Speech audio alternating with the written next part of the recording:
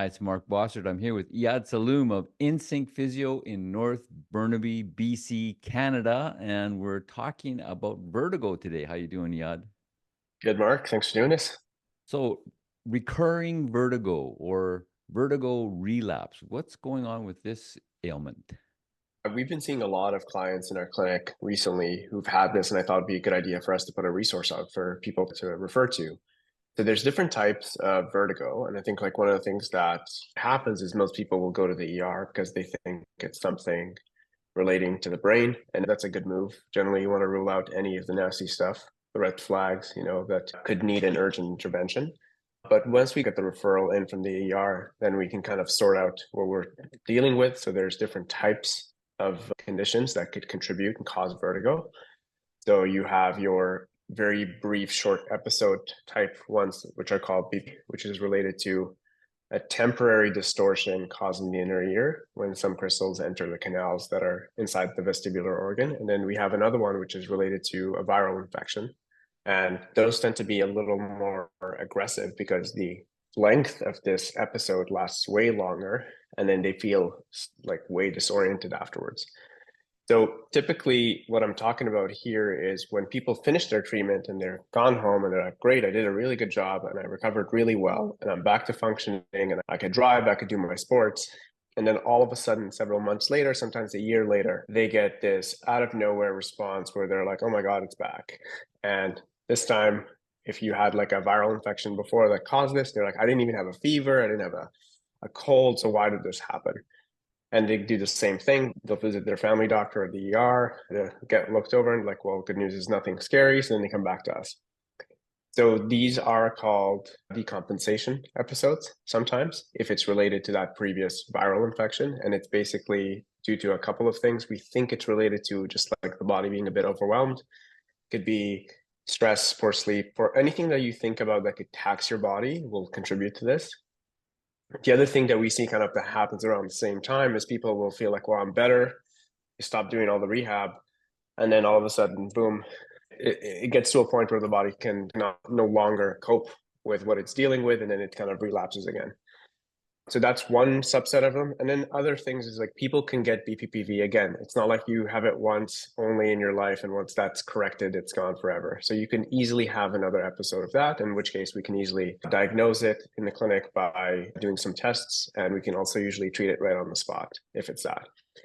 If it's the former, which is related to that relapse we talked about from a previous viral infection to the inner ear, we will reassess, see where their function's at, and then kind of like give them another program to work on to help them where they're at.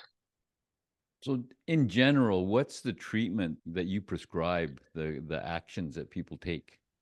So that's a really good question. There's different impairments. So like your BPPV, it's really much more about trying to eliminate that one trigger, which is usually more of a, think of it like a mechanical thing. If you try to eliminate that distortion with one of the canalith repositioning maneuvers, which are kind of like, we place the head in different positions, which helps eliminate that temporary phenomenon. And that seems to be quite an effective strategy. Some people will still feel a bit off afterwards, and we can just give them exercises to kind of fix that impairment. The other side, where like you have different impairments, so some people's main struggle is that if you are looking at one target and moving your head side to side, that the eyes cannot fixate on that anymore. So the head moves and the eyes go with it. We would try to work on some gaze stability. And then sometimes people get some motion sensitivity or motion sickness. We would try to give them some exercises on that. And then sometimes people just feel off and cannot balance because we use that vestibular organ to help us balance. So then we would try to address that. So it just depends on the impairment. The problem is you as a person, you feel off. You feel like you're floating. You feel like you're on a boat sometimes. Like that's a lot of the reported kind of symptoms are, I just feel like something's not normal and I want to feel normal again. And that's usually the most common thing. And it can be quite anxiety provoking to a lot of people. So, it is a bit scary when you're feeling like you don't know what up and down are. And those tend to be even worse with eyes closed when you have vision removed for a bit. So yeah, like the most recent one was somebody was showering and they felt like, oh my God, as soon as I put some shampoo over my head and then, as you're rinsing it so that you don't want to get it in your eyes, their eyes shut down and then they started feeling like they're falling backwards. So a lot of the treatment is based on where the struggle is. And then based on that, we would kind of put them on a program. And then let's say if you want to just get back to walking and doing some stuff around the house, there's one approach. But then let's say you want to get back to stand-up paddleboarding. Well, we need to prepare your system for a little more, waviness and a little more kind of control that's needed for that task. And so that's usually what dictates where the treatment goes. Where are you at? Where do you want to go? And typically I'd recommend that we build a bit of a buffer in there so that they don't just hit the bare minimum for function, so that the buffer really tends to help if you get another, let's say, busy period in your life or stressful period, that you can cope with it.